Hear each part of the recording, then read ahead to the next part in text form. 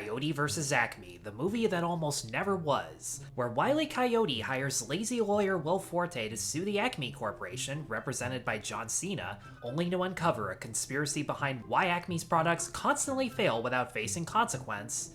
Didn't sound like a movie I'd want to see, even and especially with the Looney Tunes. Yeah, I was pissed any Looney Tune movie would be canceled as a tax write-off, same as everybody else, but I've never publicly admitted this. Because it's another movie of live actors overshadowing the characters we want to see, the casting of actors I don't hate but have never been big fans of either, or the writing staff behind it either having no experience with animation, family entertainment, or in one particular case, someone who used to be good at that, but now can only piss fan bases off. Mainly because he's too busy thinking about how he would write these characters, not writing them as is. I was never excited to watch this. Out of solidarity for Looney Tunes, I was always going to give Coyote vs. Acme the benefit of a doubt, but this just wasn't fun to sit through, and it didn't feel like Looney Tunes. To me, anyways. I'm not going to pretend the dozens of shorts I've reviewed make me a bona fide expert when anyone says, as a seasoned fan of insert blank, like, fuck those pretentious dickheads. At the same time, I know what makes me smile and laugh when I watch these cartoons. There are certain traits I just expect that in this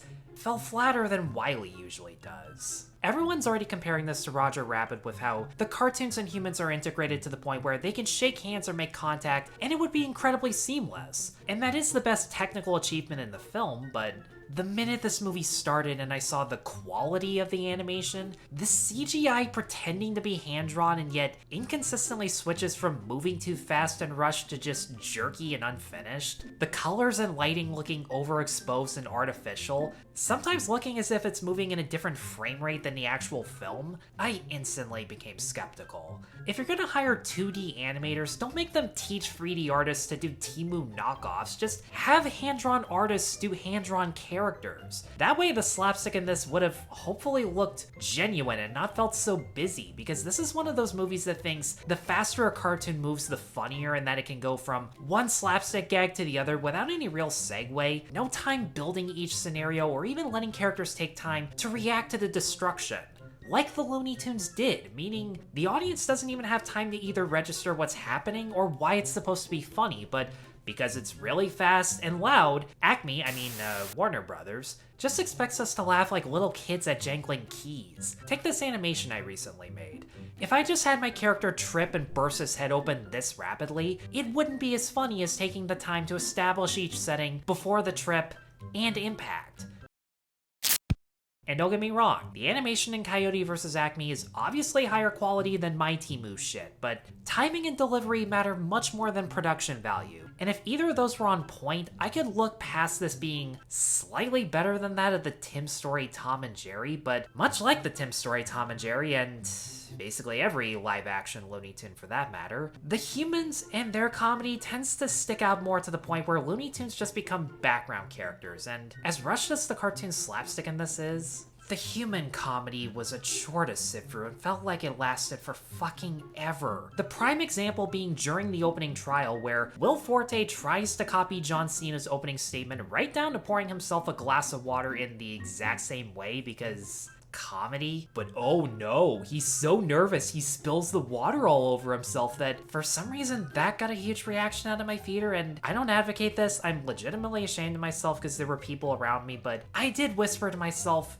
it's fucking water, why is that funny? He doesn't drop or break the glass on himself or Wile E or do anything funny with it. He just shakes his arm like an actor pretending to be nervous. Oh, and that copying of his speech includes rambling and repeating the same sentences, asking the same questions over and over again, or spelling out the joke like you're a fucking moron, which he and the other humans do repeatedly, like most 2020s comedies, and this is why I hate this decade's version of comedy. For a movie based on a franchise that didn't have to say a fucking word to tell a joke, whenever characters talk in this movie, they don't tell jokes, they don't have conversations that make them feel like characters, or make me feel a connection between Wile E and his firm to the point where Wile E feels like he's finally found a friend who fails as much as he does, but just like him perseveres regardless. This could have been an Eddie Valiant Roger Rabbit type relationship, and the closest scene we get to that was Wile E reenacting his failed stunts to show Forte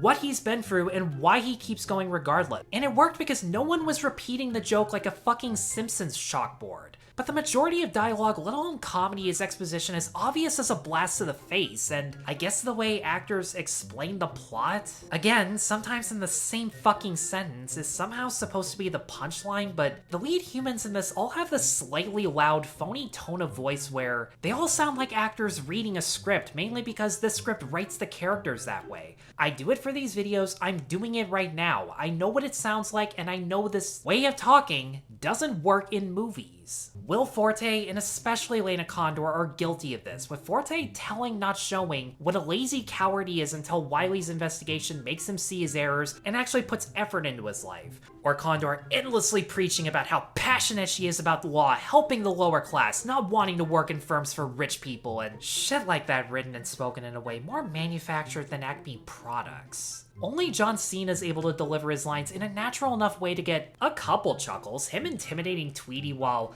talking like him was easily his best scene. He delivered it quickly in a way where a Looney Tune actually would, but he's actually not in the movie that much, and he's not as deliciously evil as someone like Steve Martin or, I can't believe I'm saying this, fucking Don Cheadle, to the point where they might as well have been live-action cartoons. They brought so much energy to their performances, verbally and physically. That's why we remember them, even though, honestly, Don Cheadle deserved a good movie. But to his credit, he at least made it unintentionally funny, which is more than I can say for any of the actors in this. And look, in all fairness, every Looney Tunes movie except Day the Earth Blew Up has humans overshadow the actual cartoons, but at least in Back in Action or, again, can't believe I'm saying this, Space Jam, the characters at least act like their normal selves. And don't get me wrong, this isn't a shameless cash cow like Space Jam. But when a character like Daffy Duck's involved in a lawsuit with Acme, I picture him either being bribed off and or attempting to whistleblow and help solve the case so he can look like the hero. That's something Daffy Duck would do, and he would make the story hilarious for that very reason. Here, they just throw him in a psych ward in one scene and have him act loony the way he did in the 30s era, and yeah, that's it. Modern Looney Tunes seem to pigeonhole Daffy in his 30s era, and it's the same thing that bugged me in The Day the Earth Blew Up, where he wasn't allowed to be selfish or vain, the things that I latch on to Daffy the most. Why is Daffy not allowed to be funny? If you can root for a villain who constantly wants to eat his prey, what's so bad about Daffy's personality? That's the thing, Wile E's really the most consistent character in this, and I will say, the writers at least understand why we root for a villain like him. One thing I was afraid of this going in was that the movie wouldn't acknowledge his intentions are always evil, even while suing a much more evil corporation, but they do stick to the character. He always wants to kill Roadrunner, even in court, no matter what, but the amount of pain and suffering he endures attempting to do so, and his perseverance over a prey who's technically innocent but is always cocky about his victories, is the reason we root for him over the Roadrunner. The movie doesn't acknowledge the Roadrunner's cockiness, but the finale does show in a weird way how their rivalry is ultimately what makes both their lives fulfilling in a way where they do kind of consider themselves friends, and I found that forced at first, but I gotta admit, I'm slowly warming up to it. That being said, the only real problem with Wile E's arc, and this is a pretty big flaw, is that throughout the film he's constantly working on homemade Rube Goldberg devices out of homemade appliances like TVs and toasters that are so much more effective than Acme products. I just asked myself, what do you need this court case for? Why don't you just stop buying Acme shit and steal parts from people to build your own traps this entire time? I mean, seriously, this movie's making me demand answers for questions I shouldn't even be asking. And to everyone who's gonna say, well, Roadrunner's still too fast for the traps, mechanically they still fail. Yeah, they fail when it's convenient for a cheap joke, but at the same time, these traps are more intricate than him just lifting up a rock with a rope to crush the Roadrunner. The effectiveness of these traps are supposed to claim he's not an idiot, even though anybody who's seen a Roadrunner short knows half the time traps do fail because he's an idiot, which the lawyers only passingly acknowledge. I shouldn't have to think this hard about fucking Wile E. Coyote. He's not even one of my favorite Looney Tunes characters, but I at least understand what works and doesn't about him. Anyways, aside from Wile E, there's one good cameo from Granny as she has a personal stake in the investigation that was genuinely sweet and led to a couple random sight gags from the few Acme products that work that genuinely got a good couple laughs. Even the most predictable Pepe Le Pew joke, I have to admit, was so unexpected I just had to smile at that one. The only other Looney Tune that shows up periodically without getting into spoilers is Foghorn Leghorn as the the CEO of Acme, which, when I first heard about that, really threw me for a loop, since in most cartoons of his I've seen, he was never a crooked character. Stubborn and superior than thou, definitely, but not a villain. And I couldn't figure out why they went this route, but then thinking back on having a rich Southern villain surrounded by lawyers in cowboy hats and bolo ties who often proclaim what's great about America in their speeches, and I thought to myself, really? We're doing this in fucking Looney Tunes? Which they do, and it's about as shallow a commentary on corruption as it gets that pretends bribery, intimidation, and cover-ups are all right-wing and capitalistic, which anyone who reads a fucking history textbook knows this is probably the biggest joke in the film. Bottom line, this just didn't have what I love about Looney Tunes, and felt like another 2020s comedy that just happened to have the characters occasionally do Looney Tune gags that just don't hit like the classics do. If you're gonna make changes, fine, but they have to stand on their own to the point where if Looney Tunes didn't exist, it would still be funny and clever in its own merits without any reminder of anything else, and respect the audience enough that you're not as subtle as a hammer to the dick. That, dickhead, is what's considered a vigilant adaptation. And with that, guys, thanks as always for watching. I don't expect anybody to agree with me on this, but let me know in the comments regardless, without being an asshole, what you thought about Coyote versus Acme. Let me know what your favorite Looney Tunes movie is. Be sure to like and subscribe, check me out on Patreon and buy me a coffee, and I'll see you all in the next review.